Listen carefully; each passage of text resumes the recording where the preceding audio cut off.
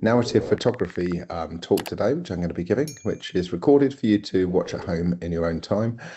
These lectures are useful for you to take information from that might help you with your projects or just to advance your creative understanding as you grow as artists and creatives. So I'm going to give you a little bit of myself here today.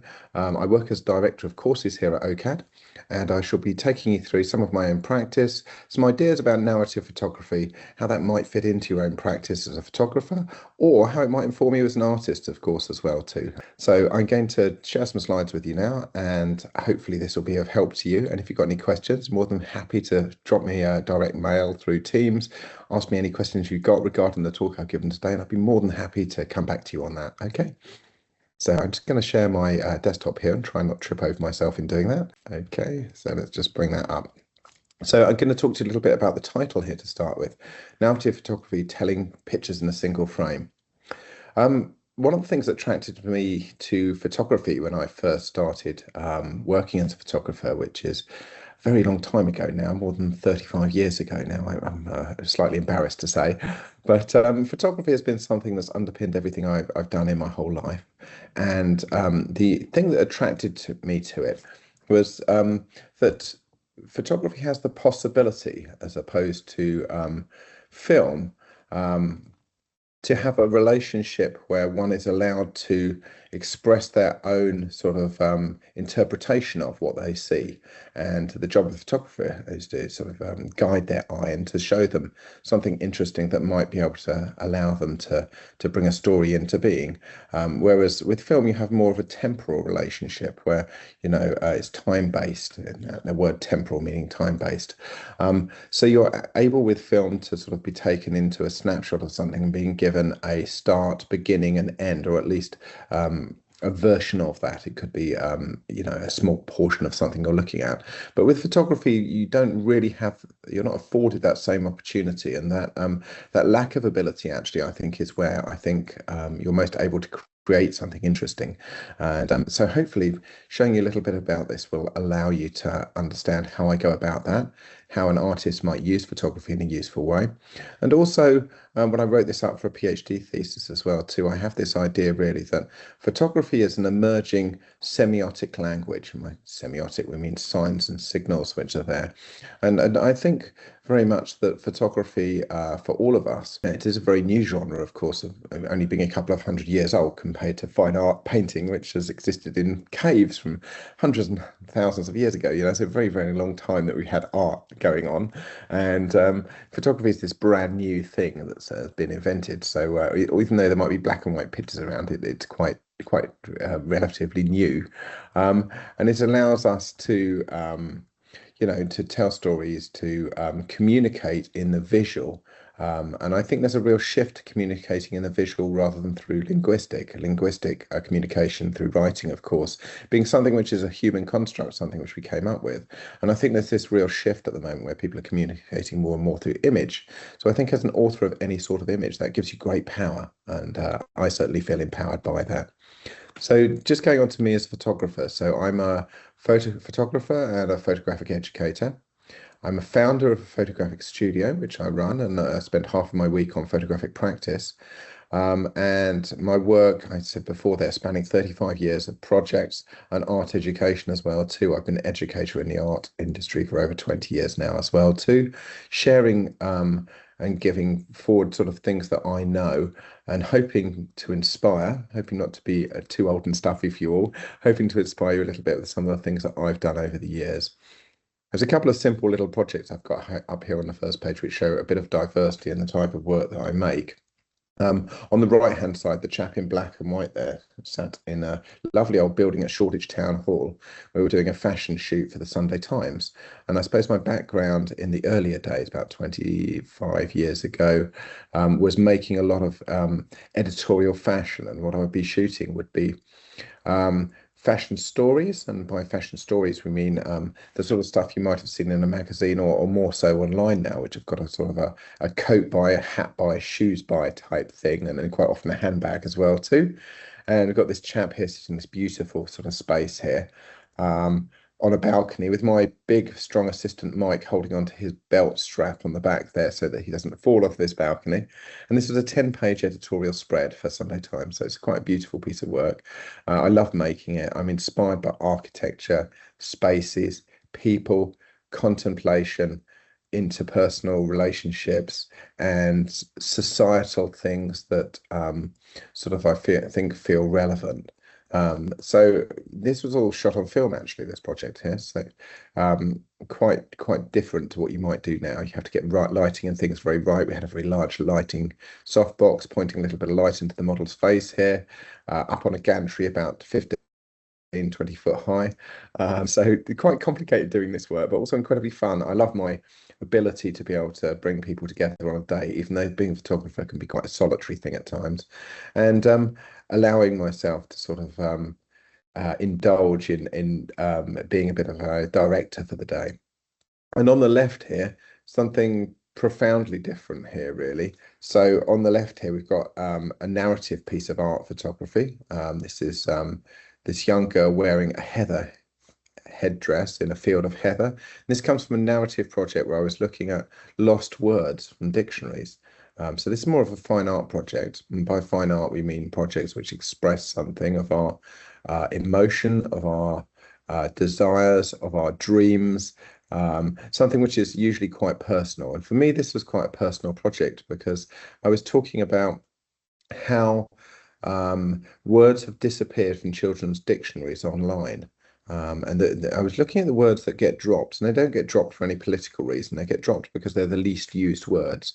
And so the words this year were things that were synonymous with my youth, and also with things that I thought really were quite beautiful and valuable. And I was quite shocked to see that these words were some of the least used words. And one of these words, which all seemed to be very natural words about the natural world, was heather. And for me, I just couldn't believe that I was being dropped. And so, I made these pictures.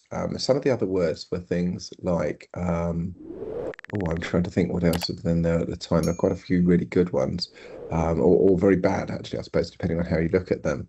There was something else like buttercup, and there was, there were these very beautiful natural things that were going on that were being dropped. And this heather one, I took this, I decided, because I like making props as well too. So I sculpted and made the prop of a headdress here. And what I wanted to do is I wanted to create this portrait of this person, this young girl, because it's about youth for me as well too, that was in this field of heather, but she's artificially sort of put into it. And then, there's something of the mirroring of the context here, in that we're removing the child from nature and then the child's sort of still in nature. So it's quite playful. I shot this using big location lights out onto this field of heather. And I did this thing that we all do when we make projects where we make great leaps forward, but also we make huge mistakes. And I realized that heather only flowered in a very short period of time. So I went out many times until I found this heather. And then I shot it as one part of the composite. And then I installed the model into it with the headdress as a separate element. So it allows you enough mystery and enough question to write your own story about it. And that's what I'm talking about with this narrative photography, this ability to tell stories. So I'm going to move you into some practice which has really inspired me. I'm going to start off with some documentary practice here. And this is by a chap called Alex Soth. It looks like Soth. He's always saying on his website, Alex Soth rhymes with both.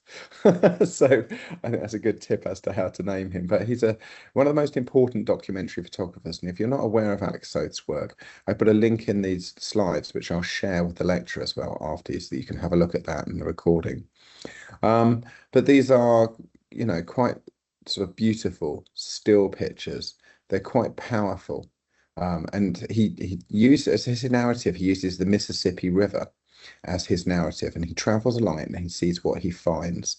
So this idea of traveling and discovering, I like what this is, and as well as being in the American Southwest, it also reminds me of books I read in my childhood of Huckleberry Finn and things like this, where wonderful characters are found and illuminated, and the narrative which flows by physically and metaphorically is the river here. So he shoots these on large format film, and I think, even in this time of digital, you can sense the use of this beautiful large format film. One of the great things about working on one of these big large format cameras, and they're those very old looking cameras where you throw a sheet over your head and things. And Alex Soth writes beautifully about this. If you look in his books, he gives lots of process as well too. And he has a great website too with this work published on, which is called Little Brown Mushrooms. I'm not quite sure where he gets that from, but it's a lovely title as well too. But if you look at his work, he has to slow down all of his work and work in this very old process way, as a very traditional sort of photographer, this big sheet over his head. And I think it allows you much more time with a portrait. It stops you just snapping. I think when I started making portraits, I always felt like I'd take a couple of pictures quite nervously, and then the sitter might say to me, and this might resonate with you, is that enough? Have you got the picture you need? And working in this very slow way stops you doing that. It makes you sort of have to slow the whole process down. I also think one of the very helpful things you can say when you're making portraits of people as well too is, just reassure them that it's a process, it takes time. And I never talk about taking a photograph of somebody. I always talk about making a picture together, because that's what you're doing. I think you're giving your time, your expertise, your love, your care, and your value that you put on them and their surroundings as a photographer, certainly in a documentary sense. So another real inspiration to me, because I was always inspired by light and how light worked, are these beautiful street portraits by Philippe Lorca di Corsia. These are very cinematic. They feel like they're, very close to things like the old Italian chiaroscuro. The chiaroscuro being the play of shadow and light that the Italians describe, and that can be seen in the works of people such as Caravaggio and Vermeer, Roger van der Weyden, and all the old Dutch masters as well too. But in more modern times, we see this sort of use of light in films such as the Coen brothers, maybe. You see that sort of use in films like No Country for Old Men. And so when you look at that lighting, you think, where's that come from? And a lot of people, a lot of filmmakers were inspired by this chap as well too. Now, how did he make a picture like this? He's made these as street portraits. They're not actually set up at all. The only setup here is the lighting. And they're quite beautiful and amazing. These, what he actually did was he set up small flash strobe lights within a subway that people were walking through in the morning.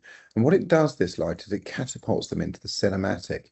It makes them feel powerful, and it makes them feel exciting, and it makes them feel like filming, doesn't it? I love how the light captures these people. He caught them at the other end of the tunnel, of course, and told him what he was doing with these pictures. But they're quite beautiful, amazing pieces of work, and I really encourage you to go and look at this. There's no sort of next scene in this narrative, and that's what I was talking about, the narrative. The viewer imagines the story and paints the story. Who is this girl? What's she doing? Where is she going? So the takeaway from this really is that the light and the framing in themselves, so many instances, narrative, story, mystery, can be created through the use of creative lighting. This is done by setting the lighting up so it comes out a couple of stops over the background. Actually, everybody in this background would have been exposed in the same sort of light. But what the photographer has done is he's boosted the flashlight 2 stops above the darkened exposure, which just allows it just to pick out a single subject. So it's a very clever subject. And the lighting that's been used to do this has been a directional light. So he's used something like a snoot or a light shaper that pushes the light in a certain way so that the subject can be picked out like this. So very powerful, very beautiful, and quite iconic looking as well too. So let's move on again here too. So once again, carrying on with this theme of the directional light, we have Dutch photographer Helen van Meen, very famous fine art photographer. And Van Meen uses this use of light to tell narratives herself. So she has very direct sort of ideas as an artist about what she wants to communicate. There's no one story with Van Meen. All of her work is about telling the same story. And you'll find that many artists do this, where all of their work is describing their ideas, their political position, what they're trying to understand. Now, what he's doing here is he's looking at these young women who are on the cusp of adolescence, and she describes them as having 1 foot in childhood and 1 foot in adulthood. I think for many of you who are quite young students, this will certainly resonate, and you will imagine the struggle, the difference, the feelings, the emotion, the upset at times, and also the excitement of being a young person entering more adult sort of life. And what she does with this light is she shoots them predominantly in interiors. She uses the light either as sunlight coming through a window, or sometimes with an electronic light, mostly just finding pools of light falling in sunlight.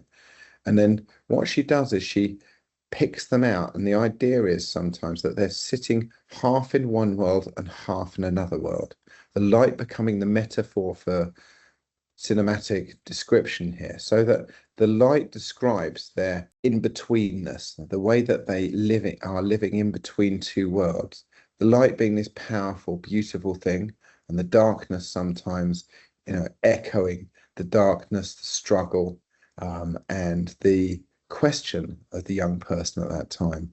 So they're very beautiful, they're polished, they're clever, they're thought out, and they're underpinned by a very definite sense of narrative.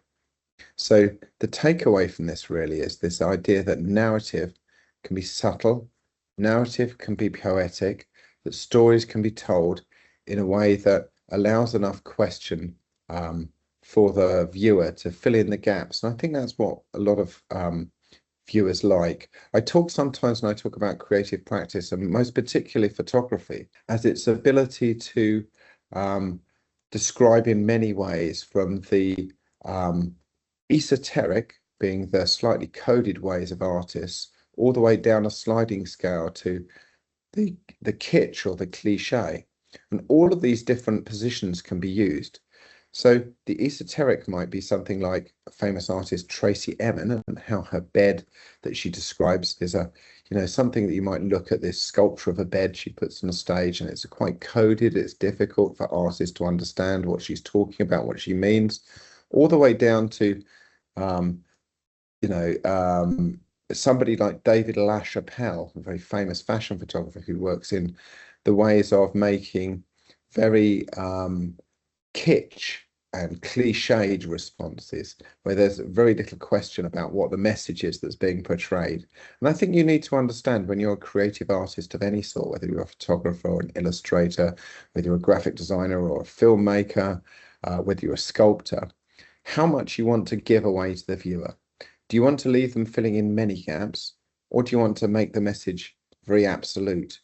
Personally, I think leaving enough question allows people a sense of feeling ownership of the image. And so I try to position myself a little bit in the sort of same position as Van Mee, that there are some clear parameters of what's being described, but there's enough ability for one to fill in the gaps and enjoy doing that. Because that is the enjoyment of photography, being able to make your own story from it. And the job of the photographer is to nudge them in a certain director, to lend one's eye, or to lend one's narrative belief in something. And of course, art doesn't solve problems, but art does raise questions. And I think that's its highest accolade, final for me. So let's have a little look here at another beautiful documentary photographer. You might think, well, why does a portrait and a fashion photographer like myself look so much at documentary? But you've got to remember, when you're telling fashion stories, what you're doing is you're making documentaries. What you're actually doing is you're making mockumentaries. You're making fake stories. And so being a great reader and a great looker at stories that are told in a more traditional documentary way is how you're going to learn those skill sets. Here, once again, Nadav Kanda is using the Yangtze River in China. And he's a very famous South African fashion photographer, Nadav Kanda, but he also makes documentary projects. And this is a beautiful book, if you get to have a look at it. It's called Yangtze, the Long River. And what it does is it looks at huge architectural projects and structures across the Yangtze River. And then it also looks at, very human experience now that exists around it. And it always quite profound and quite strange sometimes when you look at these pictures, these people having a sort of, a picnic or a lunch here underneath this enormous bridge structure, or this massive, industrial bridge coming over the river here, with these fishermen living, doing something which they would have done for many years. How is the narrative enforced, or how the narrative's sort of exaggerated, or how's the story told? Well, they're told through the beauty and the delicate treatment of the frame in the first instance.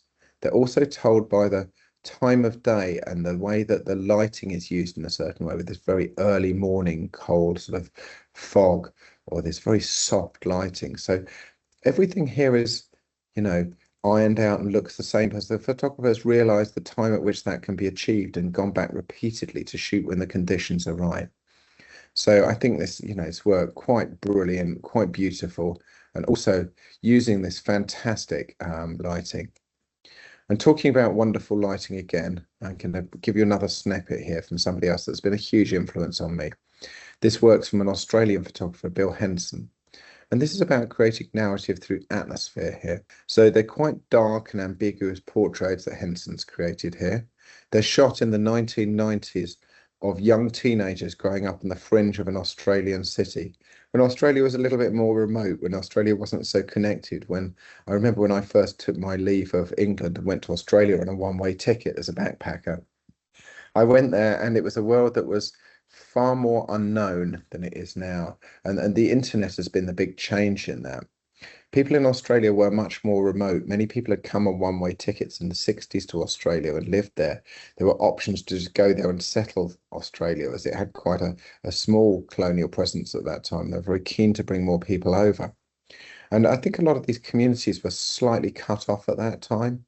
It's beautiful use of lighting, and the Australian lighting is quite amazing. Like as the evening rolls in here, and he shot all of these in the evening time in the natural light. And they're about young people and how they live in an environment. The figures are sat there, in between this state of change, which is through the daytime, through the lighting. And my point here with showing you this work particularly was about how mood itself carries narrative. So mood itself is powerful. It's there in the natural world. It's there for you to use. If you notice something, you can then refine it and you can build a project around the use of that lighting. So I'm going to come back now to just some key points here, because it's a short lecture. These research bites are designed to be half an hour that inspire you a little bit. But I've got some lovely little quotes here that inspire me as well too. So research, why narrative matters. There's a lovely quote by John Berger, who writes a beautiful book, or who's written a great book called The Ways of Seeing. And he says, the way that we see things is affected by what we know and what we believe. I think this is such a powerful quote, because it also resonates with what another fantastic artist and photographer, Nan Golding, once said. That, she said, and when I saw her talk once in a brilliant photography festival in Arles, she said that you can only talk about your own tribe. And I think that's really true. I don't think we should try and talk about things in photography that we don't believe in, that we don't know about. But also alongside that, that dovetails with the idea that, should we be looking at huge, great, big things as photographers? Or might it actually be more powerful to look at the banal, the mundane, the everyday? Because actually that's where a lot of magic is, and that's what is more relatable to most human beings. And what you think might not be exciting and might not be powerful might be incredibly powerful to other people. So I'd always say lead with your hip, lead with the things that you are affected by and what you know and believe. Roland Barthes here for me is a fantastic and slightly academic and difficult to read book, Camera Lucidia, describes it even better really he talks about two moments within an image which are important. The studium and the punctum. The studium, the thing which draws one in, and the punctum sparks a story narrative and invites viewers to bring their own experience. It's also described, the punctum, as a moment of realization. And this is quite academic in how these things are described, but as many of you moving to university, it's definitely worth starting to dig into some of this theoretical stuff. Theory is just ideas. It's not something to be scared of. They are ideas that people have had. They are offerings to you. They are ways of framing the world, and they are valuous and they are powerful. And they will be described when you go into an art meeting. I've often described Barthes and John Berger when I've sat with an artist treatment making a photographic shoot around a table for a job that I very much wanted to get. And I sometimes think that my knowledge, my understanding of how to describe things and how to create in the visual sphere is enforced certainly by theoretical ideas.